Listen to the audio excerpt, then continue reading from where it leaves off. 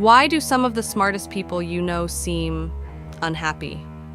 They see more, understand more, and yet they often feel disconnected, anxious, even lost. If intelligence is a gift, why does it sometimes feel like a curse? Today, we explore the hidden burden of high intelligence and why the brightest minds often walk the darkest roads. Imagine this: you're given a flashlight in a dark room.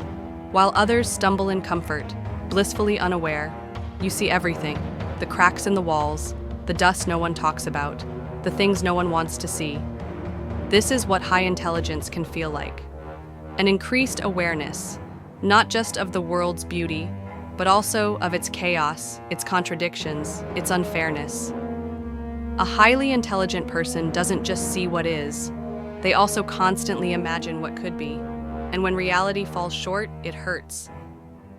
A gifted child may notice the hypocrisy in adult behavior at an age when others are still playing with toys. While others are busy fitting in, the intelligent mind is already questioning everything. That kind of awareness, it's heavy. Now, let's talk about connection.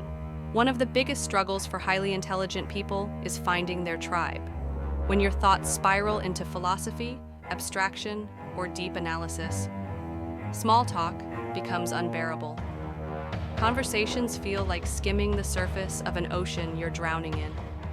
It's like speaking in full color, in a world where most people only use black and white.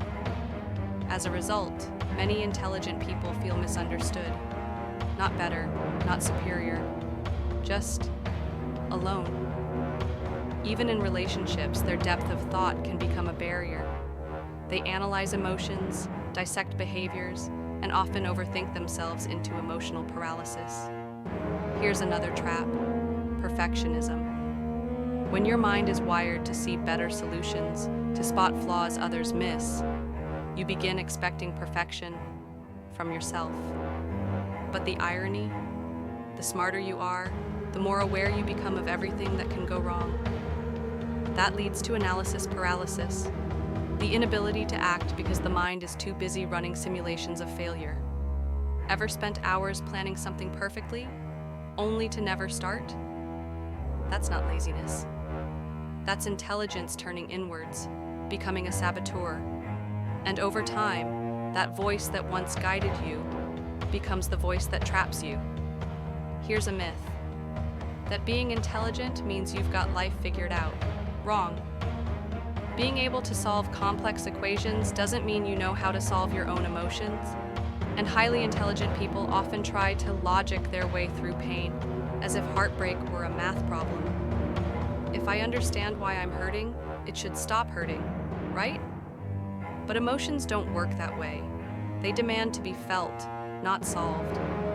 This disconnect between the head and the heart often leads to emotional repression, detachment, or internal conflict. And the result? A smart person who feels broken simply because they can't think their way to happiness. The smarter you are, the more you question. And the more you question, the less satisfying the answers become. Why am I here? What's the point of all this? Does any of it really matter? These aren't just idle thoughts. For some, they're daily companions. This is existential dread, a crisis that smart minds face often and early. Albert Camus called it the absurd, the tension between our desire for meaning and the silence of the universe. Without spiritual grounding, emotional resilience, or community, this dread can become overwhelming. It's not depression. It's the echo of a mind reaching beyond the walls of comfort. Intelligence is like a powerful engine, but without a map, without purpose, it can go in circles, fast and furious, but nowhere meaningful. Many intelligent people don't lack capability. They lack clarity.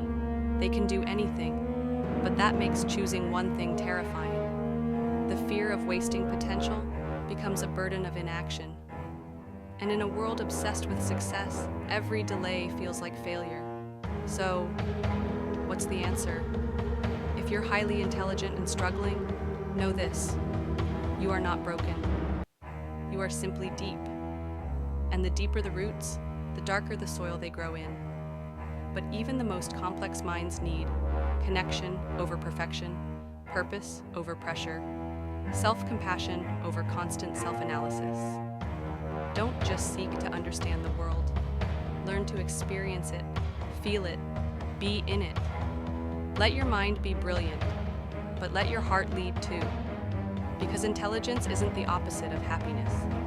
It's just the beginning of a much more interesting path, if you dare to walk it. If this spoke to you, you're not alone. Let us know in the comments. What's your experience with intelligence in life? Subscribe for more deep dives into the mind and the soul. Until next time, stay curious, stay kind, and don't be afraid to think deeply.